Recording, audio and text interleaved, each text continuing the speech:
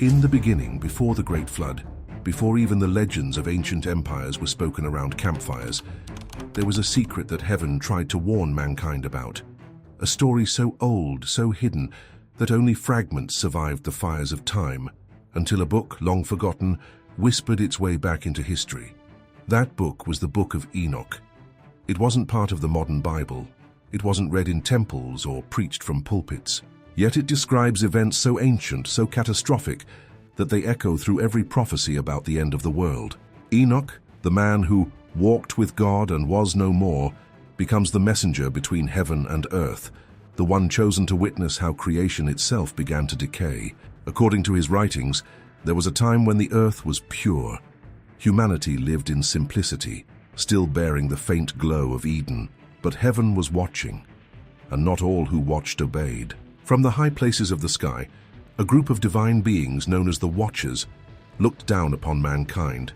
Their task was simple: to observe, not interfere. But curiosity soon turned into desire.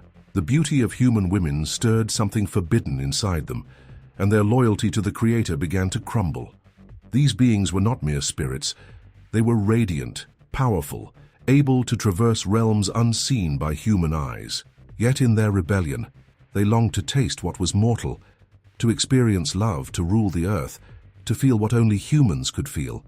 It was the beginning of a betrayal that would corrupt the world itself. Enoch describes how the leader of the Watchers, named Semjaza, feared the punishment that would come if they acted. But his followers, nearly 200 angels, made a pact together upon Mount Hermon, swearing with sacred oaths that none of them would turn back. They knew what they were doing was irreversible. Their descent marked the first invasion of heaven into the earth, a moment that changed creation forever. When they arrived, the world trembled. These divine beings took human wives, and from these unions came the Nephilim, giants of extraordinary power born with the strength of angels and the hunger of men. They were mighty, yes, but also monstrous. Enoch says they devoured everything in their path, from crops to animals, and when nothing was left, they turned against mankind itself. The earth cried out in pain, the blood of the innocent soaked the soil, and heaven listened. Enoch wrote that the cries of humanity reached the throne of God, a sound so dreadful that even the holy angels wept. It was no longer a paradise below. It had become a land consumed by violence and chaos. The harmony between heaven and earth was shattered. This was the true origin of the corruption that led to the flood. Not simply human sin, but angelic rebellion. A divine contamination that spread through bloodlines, through kingdoms, through time itself. It was the infection of knowledge and pride, a mirror of Lucifer's own fall, replayed among the stars and now upon the earth. As centuries passed, this story faded into legend. Only fragments of it survived in the writings of Moses, in the faint mention of sons of God and daughters of men. But Enoch saw it all. He saw the moment the sky opened, the moment the Watchers fell, and the moment God's patience ended. And in those forgotten pages lies the key to understanding not only why the flood came, but why prophecy warns that the days of Noah will return again, when once more heaven and earth will collide, and the boundaries between spirit and flesh will be broken. The Book of Enoch describes that moment, the day when heaven crossed the line. What began as curiosity turned into open rebellion. The Watchers, radiant beings meant to guard humanity, chose instead to descend and live among those they were assigned to protect. Their leader, Semjaza, hesitated at first. He knew the cost of what they were about to do, the eternal punishment that awaited them. But his companions were determined. "Let us swear together," they said, "and bind ourselves by an oath that we will not turn back." On the summit of Mount Hermon, they sealed their fate. The mountain, sacred and massive, became the place where heaven touched the earth. It was there, Enoch says, that 200 angels took a vow, marking the very spot as cursed for all generations. From that moment, the Watchers no longer belonged to heaven. They became something else, fallen but still powerful, holy in form but corrupted in heart. When they descended, the earth felt their presence. The skies burned with light, and the people trembled as if the stars themselves had fallen. These beings came with knowledge beyond human comprehension. They taught mankind to read the heavens, to craft metal, to mix potions, to make war. They introduced beauty and destruction at the same time. Civilization was born, but so was corruption. The women they chose became mothers of a new race. The Nephilim were not children in the ordinary sense. They were giants, towering figures of immense strength, born of divine energy and human flesh. Their hearts were filled with pride and violence. They ruled over men as gods, demanding worship, consuming the land and turning the world into a battlefield. Imagine the terror of those days. Enoch describes the earth crying out beneath their feet, its rivers stained with blood. The watchers watched in horror as their offspring became uncontrollable. The giants devoured everything, leaving famine in their wake. When there was no food left, they turned upon humanity itself. The very beings the angels had once admired became their prey. Heaven could no longer stay silent. Michael, Gabriel, Raphael, and Uriel, the four great archangels, looked upon the chaos below and pleaded with God to act. "The earth is destroyed," they said. "The cries of men rise up to heaven. The watchers have defiled creation." But before judgment fell, God sent a message, not to the angels, but to a man. That man was Enoch. He was chosen to carry a divine warning, to be the voice between heaven and the fallen. The Lord commanded him to tell the watchers of their doom, to inform them that their children would perish and their spirits would become wandering demons upon the earth. When Enoch delivered the message, the fallen angels trembled. They begged him to intercede, to plead for mercy. They knew their fate was sealed, but they could not accept it. The book of Enoch says they wept beside rivers, unable to return to heaven, cursed to watch their own destruction. The once beautiful guardians of mankind had become its greatest threat. The world that had once reflected the Creator's glory was now drenched in violence, lust, and despair. And all of it began when the watchers fell, not out of hatred for God, but out of desire for man. Their fall was the spark that ignited the age of judgment, the reason why God would one day open the heavens again, not for angels to descend, but for waters to rise. The rebellion of the watchers did not stop at their descent. Once they mingled with humankind, they bound themselves to the earth in ways that could never be undone. The book of Enoch reveals that these angels made a solemn pact, an eternal covenant sealed in defiance of heaven. Upon Mount Hermon, each of the 200 took an oath, pledging together that if judgment came, they would share the same fate. It was the first time divine beings swore allegiance not to God, but to their own desires. From that moment, the history of the world changed. The union between angels and women gave birth to something unnatural. The Nephilim were born, colossal beings of strength and wisdom, yet driven by insatiable hunger and pride. They were the first hybrids, beings of heaven and earth, walking contradictions in flesh. To men they looked like gods. To heaven they were abominations. The book of Enoch describes them as devourers of creation. They consumed the fruit of the ground, the beasts of the field, and even the lives of men. Cities trembled before their power. The earth quaked beneath their feet. The cries of mothers filled the night as the Nephilim spread violence across the land. The watchers, who once vowed to guard humanity, now watched their children destroy it. But their corruption went deeper than blood. The watchers began teaching secrets that were never meant for human hands. They revealed the mysteries of war and enchantment. One named Azazel taught men to forge swords, to craft armor, to spill blood. Others taught women the art of beauty, how to use colors, stones, and potions to seduce. It was the birth of vanity, the dawn of sorcery, and the rise of chaos. Humanity grew in knowledge, but that knowledge came with a curse. With every new invention, every spell, every weapon, the gap between man and his creator widened. The Watchers had succeeded in making humans like themselves, powerful, proud, and unrepentant. Soon, the earth became unrecognizable. The heavens dimmed as sin filled the world. The Nephilim waged war, not only against mankind but against one another, leaving rivers of blood and ruins in their wake. And when food was gone, they turned to cannibalism, devouring both beasts and men, until the ground itself cried out for mercy. The angels in heaven could no longer bear the sound. They saw what had become of creation and trembled. In the courts of heaven, the holy ones raised their voices, saying, "The earth is corrupted. The sons of God have defiled themselves with the daughters of men." Yet in the midst of this darkness, one man still walked with God. His name was Enoch. The Lord chose him as a messenger, not to the people, but to the very beings who had fallen. God commanded Enoch to go and speak judgment over the Watchers, to declare that their children, the Nephilim, would be destroyed in the flood, and that their own spirits would wander the earth as demons until the final day of reckoning. When Enoch delivered the message, the watchers fell to their knees. They begged for forgiveness. They asked him to plead their case before God. Enoch ascended through the heavens carrying their petitions, but when he stood before the throne, the answer was final. There would be no mercy. The order was given. The giants would die, the watchers would be bound, and the earth would be cleansed. The very mountain where they swore their oath would soon be swallowed by the waters of judgment. The same sky they descended from would unleash its fury. The same hands that formed them would now strike them down. It was the beginning of the end. The age of angels among men was closing, and the sound of approaching rain would mark the wrath of a holy God. The Watchers' descent had not only polluted bloodlines but had poisoned the very soul of civilization. What began as forbidden love became the foundation for a corrupted world system, one that glorified beauty, power, and violence above all. Enoch records that the fallen angels, desperate to maintain control over the chaos they had created, began teaching mankind the secrets of heaven. These were divine mysteries never meant to be known outside the spiritual realm.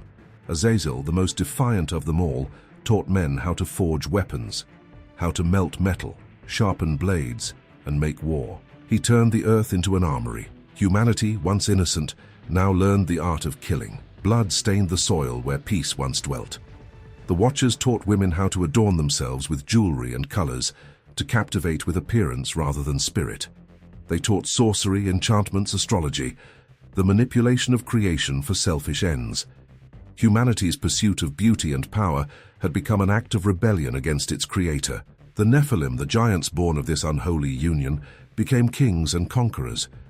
They ruled through fear and strength, enslaving nations, demanding worship, and building monuments to their own glory. In many ancient myths, from Sumerian to Greek, these beings appear under different names: titans, demigods, heroes of old. But Enoch reveals their true identity: the children of angels who defied God. These fallen angels had done more than corrupt humanity.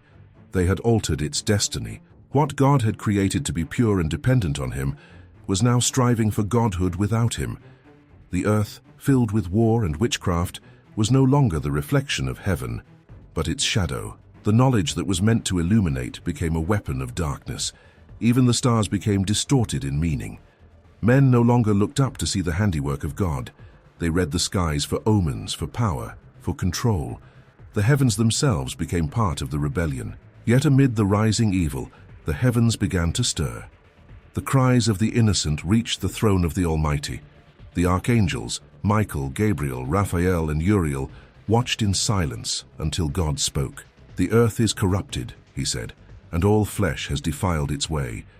Behold, I will cleanse the face of the earth." But before the judgment, there was still grace. God sent Enoch again, not to warn the Watchers this time, but to warn mankind. His message was simple yet terrifying. "The end of all flesh has come before me." Enoch saw visions of mountains shaking, oceans rising, and stars falling from their place. He wrote that God would soon send a deluge to wash away the corruption and renew creation. Meanwhile, the fallen ones continued spreading their false wisdom. They believed their offspring would rule forever. But as the giants devoured the land, something began to change. The very elements rebelled against them. The ground withheld its fruit. The sky darkened. The waters began to rise. Heaven was preparing to strike. The angels who remained loyal began to move at God's command. Chains of fire were forged for the Watchers. Their dominion on earth was ending. The forbidden knowledge they gave to humanity would one day resurface, in Babylon, in Egypt, in Rome, shaping kingdoms that would rise and fall under the same deception. That man could become God. This was not just the corruption of the ancient world, it was the seed of every empire built without God. From the Watchers' rebellion came the blueprint for the Antichrist's kingdom, a system built on pride, beauty, and forbidden wisdom. What they taught in the beginning still echoes in our age: knowledge without holiness, progress without truth, and freedom without God. It was the same deception that began in Eden, reborn through the Watchers, and it is the same lie that will once again deceive the world before the return of Jesus. When the cries of humanity reached heaven, something extraordinary happened. The angels who remained faithful could no longer bear to watch the suffering below. Enoch writes that Michael, Gabriel, Raphael, and Uriel stood before the throne of God, trembling at what they had seen.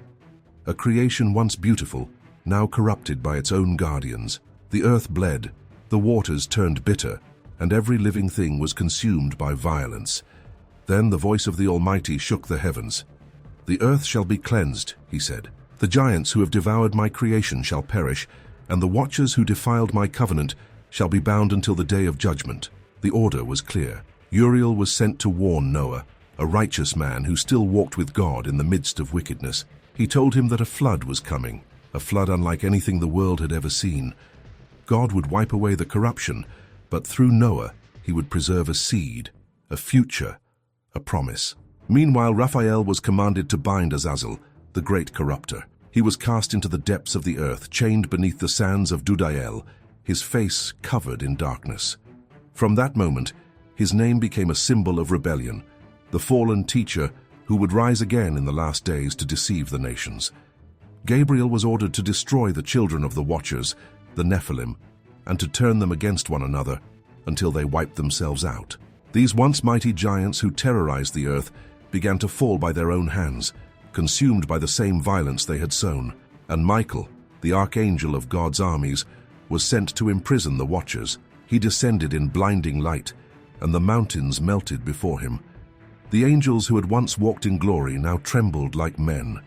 Their wings were covered in ashes, their voices silenced. Bound in chains of fire, they were cast into the abyss, the place that Revelation later calls the bottomless pit. There they would remain, awaiting the final judgment. Enoch stood as the witness of all this. The Lord lifted him into the heavens, showing him visions of the future, the great flood, the coming of the Messiah, and the final war between good and evil. Enoch saw the throne of God burning like 1,000 suns. He saw the souls of men awaiting judgment, and the angels who would one day return to execute it. But what moved him most was not the wrath of God. It was his mercy. Even in destruction, there was redemption. The flood would not only cleanse the world, but also prepare the way for a Savior. From the line of Noah would come Abraham, then Israel, and eventually Jesus Christ, the one who would finish what Enoch had begun, the reconciliation between heaven and earth. When the rains finally fell, it was as if the heavens themselves were weeping. The fountains of the deep burst open, swallowing cities, mountains, and temples. The giants roared as they drowned, and the cries of the Watchers echoed from beneath the earth. The waters rose higher and higher until all was silence. But in that silence the ark floated, a fragile vessel carrying the last heartbeat of humanity. And within that wooden cradle rested not just life, but prophecy. The world would begin again. The flood was more than judgment. It was a divine reset, a reminder that no power, no wisdom, and no corruption could outlast the will of God. The Watchers were gone, their children destroyed, but their spirit, their teachings, would resurface through the ages, disguised in myths, religions, and hidden knowledge. Enoch saw it all, and though his body never saw death, his message remained. The same God who judged the world by water will one day judge it by fire. But before that day, he will once again offer mercy, just as he did in the days of Noah. When the waters of the flood finally receded and the ark came to rest, humanity stepped into a new world, silent, cleansed, and yet still marked by the memory of what had been lost. The mountains that once echoed with the footsteps of giants were now barren. The Watchers were imprisoned beneath the earth, their voices silenced. And the knowledge they had given, that forbidden wisdom, lay buried like a serpent beneath the soil, waiting for another age to uncover it. The story of the Watchers and their rebellion should have been remembered as a warning for all generations, but instead it vanished. The Book of Enoch, which had preserved the account of these ancient days, began to disappear from history. For centuries it was revered by early believers, quoted by church fathers, referenced by the apostles, even cited by Jude in the New Testament. But as the institutional church grew in power, something changed. The book was deemed too dangerous.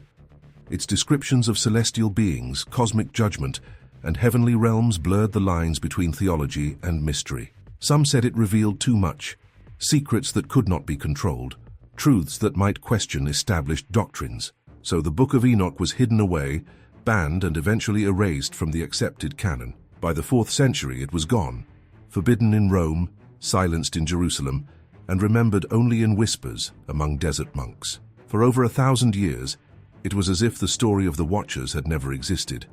But deep in the highlands of Ethiopia, the text survived. Preserved in the ancient Ge'ez language, it was guarded by a remnant church that refused to let it die. Then in the late 1700s, a Scottish explorer named James Bruce stumbled upon something that would shake the foundations of religious history. During his travels through Abyssinia, he obtained several copies of the lost Book of Enoch and brought them back to Europe. Scholars were stunned. A text thought to be myth had suddenly reappeared, complete, detailed, and terrifying in its implications. The rediscovery sent shockwaves through the theological world. How could a book so ancient, so closely aligned with Scripture, be ignored for so long? It spoke of the Messiah, the resurrection, the final judgment, and even the coming of a Son of Man, centuries before the birth of Jesus. But instead of celebrating the discovery, many scholars buried it again, this time not by decree but by silence. The Book of Enoch did not fit comfortably within the walls of religious institutions. It was too prophetic, too supernatural, too revealing. It exposed that the war between heaven and hell had begun long before Genesis was even written. Some say the book's disappearance was divine, that God allowed it to be hidden until the generation that would need it most, the generation of the end. The same generation Jesus spoke of when he said, "As it was in the days of Noah, so shall it be at the coming of the Son of Man." Now in our time, when technology, rebellion, and forbidden knowledge rise again, the voice of Enoch resurfaces.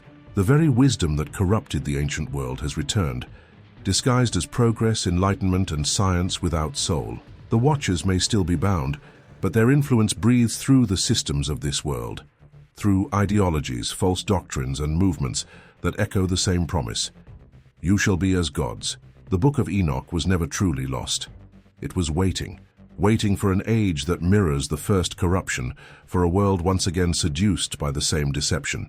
And now that it has re-emerged, its purpose is clear: to warn, to awaken, and to remind humanity that the same God who judged the earth by water will soon judge it again, this time by fire. Centuries after Enoch's prophecy faded from the lips of men, its echo remained, like a voice buried beneath the weight of time. Yet Scripture warned that what happened in the days of Noah would happen again. The same pattern, the same rebellion, the same deception.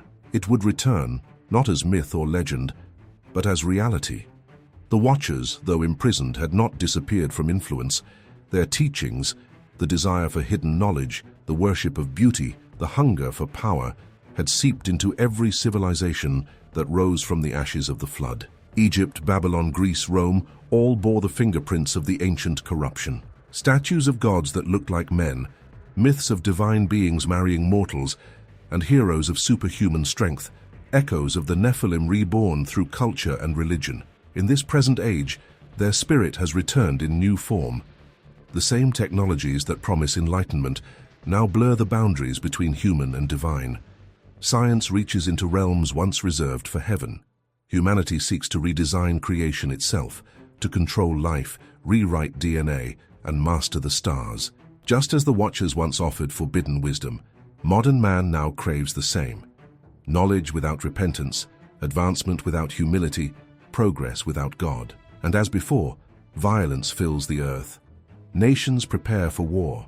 Hearts grow cold. The sanctity of life is trampled beneath the pursuit of self. It is the rise of a new Babylon, a global system built upon the same foundation of pride and rebellion that led to the flood. Yet God is not silent. Prophecy is awakening once more. The ancient texts long buried, the Book of Enoch, the Dead Sea Scrolls, the Lost Gospels, are resurfacing in our generation, just as Daniel foretold. Knowledge shall increase, and many shall run to and fro. The sealed books are being opened, revealing that history is not random, it is repeating. Enoch saw this very time. He saw the rise of false lights, spirits of deception that would masquerade as truth. He saw the resurgence of a hybrid generation, not of flesh and angels, but of ideology, humanity merging with its own creation. The Watcher's legacy continues through transhumanism, false prophecy, and the hunger for godlike control. But he also saw hope. Enoch wrote of a coming Redeemer, the Son of Man, who would return to judge the fallen and redeem the faithful. The same Messiah the watchers feared would one day descend with the armies of heaven to finish what began before the flood. That promise still stands. The final confrontation between heaven and earth is near. The same line that was blurred in the beginning will be redrawn forever when Jesus returns to establish his kingdom. The fallen will face their sentence, the prisons of darkness will open, and every hidden thing will be brought into light. This is why the Book of Enoch has re-emerged in our time, not as curiosity, but as a warning. The days of the watchers are not over. The age of deception is here, and as prophecy unfolds before our eyes, only those who walk with God as Enoch did will escape the coming judgment. It began with angels descending from heaven. It will end with heaven descending to earth, not in rebellion, but in redemption. The same mountains that once bore the weight of sin will soon tremble beneath the feet of the returning King. And when he comes, the watchers of heaven will not fall again. They will bow.